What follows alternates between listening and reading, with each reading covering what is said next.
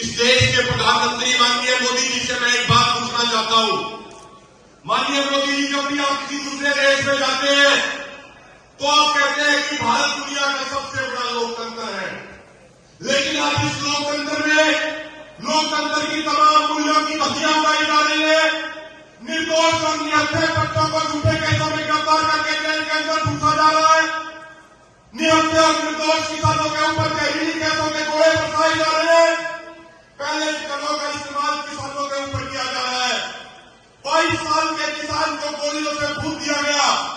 उन किसानों को जो अपना पेट खाली रखकर पूरा देश का पेट भरने का काम करते हैं। आज सत्ता में बैठे लोगों ने इस देश को लोकतंत्र से बदल के लठतंत्र और गोली तंत्र बना दिया है।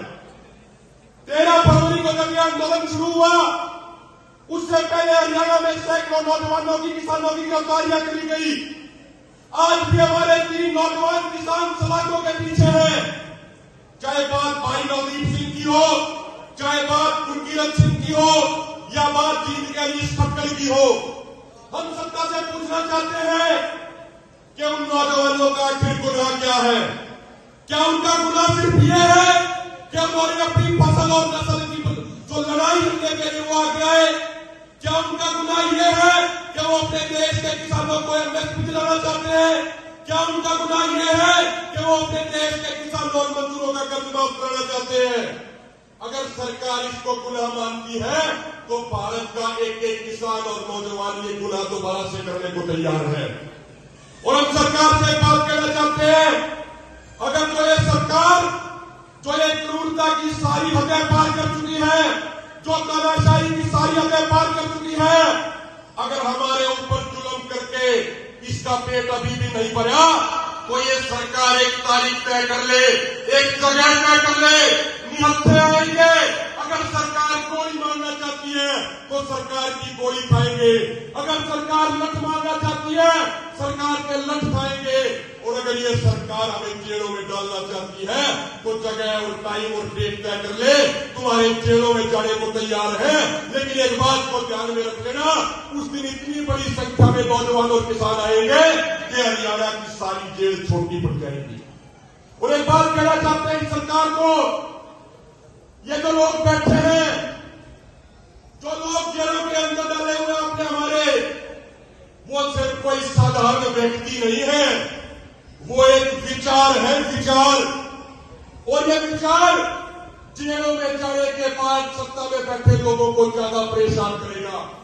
जेल में जाने के बाद, मरने के बाद ये विचार सत्ता में बैठे लोगों को ज्यादा चुनौती पेश करेगा। और इस मंच से मैं पूरे भारत के किसानों से भी एक हाथ जोड़ के अपील करना चाहता हूं। मेरे पूरे देश के किसान भाइयों, ये पंजाब और हरियाणा के नौजवानों ने अपनी जवानी कुर्बान कर दी आपके लिए। ये अपनी जवानी की कुर्बानी दे रहे हैं पूरे देश को एमएसपी दिलाने के लिए। ये कुर्बानी दे रहे हैं पूरे देश के किसानों को स्वामीनाथन आयोग की रिपोर्ट के अनुसार फसलों का रेट दिलाने के लिए।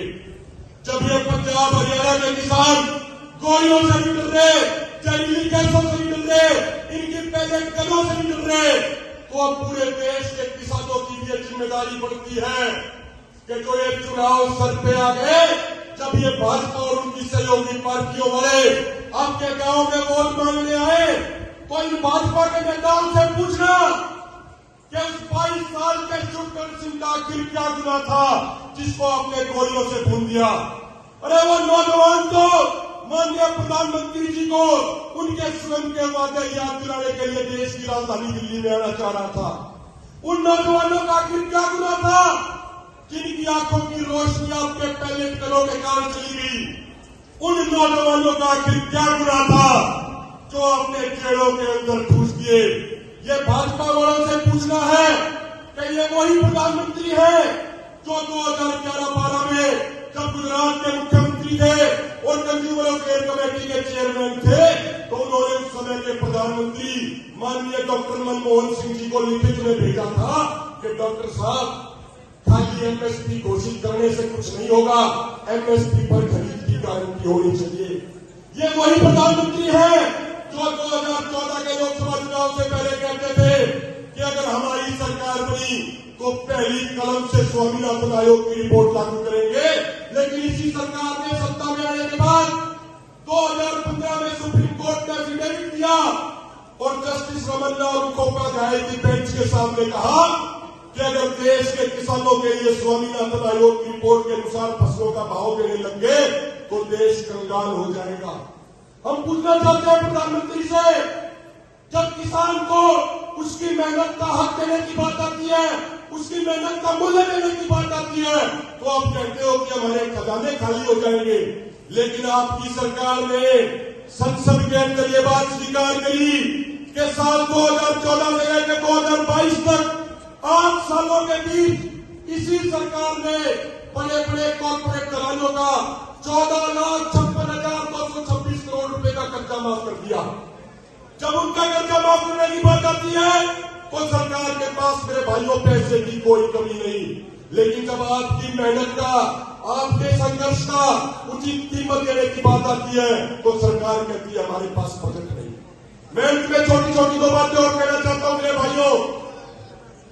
हम सरकार से एक बात पूछना चाहते हैं कि पहले तो ये क्या करते थे, मात्र पंजाब के शांतिपूर्ण आंदोलनकारियों को खालिस्तानी कह के बदनाम करते थे, लेकिन अपनी बार इस आंदोलन में हम हरियाणा वालों को भी एक खालिस्तानी कह के बदनाम करने लगे।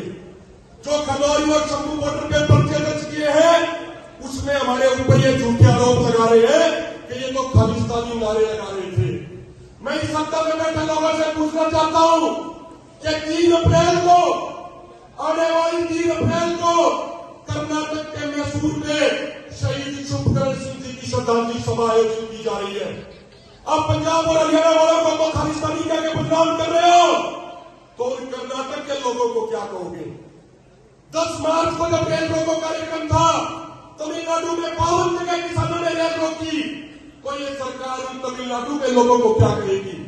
राजस्थान में 27 तारीख को शुभकरण सिंह जी की श्रद्धांजलि सभा आयोजित की गई, जहां हजारों किसान शामिल हुए, तो आप राजस्थान के किसानों को क्या कहोगे?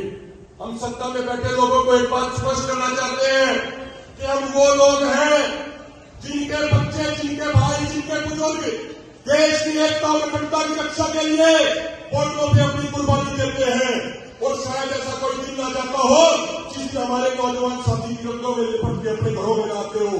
लेकिन सत्ता में बैठे लोगों ने 52 सालों तक अपनी आरएसएस की बिल्डिंग के ऊपर तिरंगा झंडा नहीं फहराया।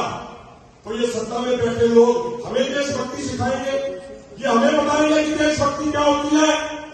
साथियों, मैं एक बात और आपसे कह दे, इस आंदोलन ने, आप लोगों के संघर्ष ने इतनी बड़ी चीज कर दी है जो आज तक देश के इतिहास में कभी नहीं हुई थी। जब भी इलेक्शन आते थे, जब भी चुनाव आते थे, ये राजनीतिक पार्टियां लोगों को जाति और धर्म के नाम पे पार्टियां वोट ले जाती थी, कभी मंदिर मस्जिद के नाम पे, कभी हिंदू मुसलमान के नाम पे। 2019 के चुनाव से पहले भी इन्होंने हिंदू मुस्लिम का, भारत पाकिस्तान का, भारत चीन का अपना लिखा के मुद्दे छेड़ दिए और किसानों के मुद्दों को, मजदूरों के मुद्दों को, नौजवानों के मुद्दों को गायब कर दिया। लेकिन अब की बार इस आंदोलन की एक सबसे बड़ी प्राप्ति यह है, इनकी लाख कोशिशों के बावजूद, गोल्डन मीडिया की लाख कोशिशों के बावजूद इस समय देश में न तो हिंदू मुसलमान का मुद्दा है, न मंदिर मस्जिद का मुद्दा है। इस समय देश में किसी बात पे चर्चा हो रही है तो वो किसानों के ऊपर चर्चा हो रही है, किसानों के लिए एमएसपी कानून के मुद्दे पर चर्चा हो रही है। ये आप लोगों की प्राप्ति है साथियों। आप लोगों के संघर्ष के कारण 20 फरवरी को इस सरकार को मजबूर होना पड़ा और सरकार ने पूरे देश में गन्ने के भाव 25 रुपया क्विंटल बढ़ा दिए। ये आप लोगों की ताकत है कि इस सरकार ने 22 फरवरी को फैसला लिया कि हरियाणा में सोसाइटियों का जितना भी कब्जा है उसका ब्याज और पेनल्टी माफ करी जाएगी। आप लोगों के संघर्ष का नतीजा है। अंत में कुछ नारे लगा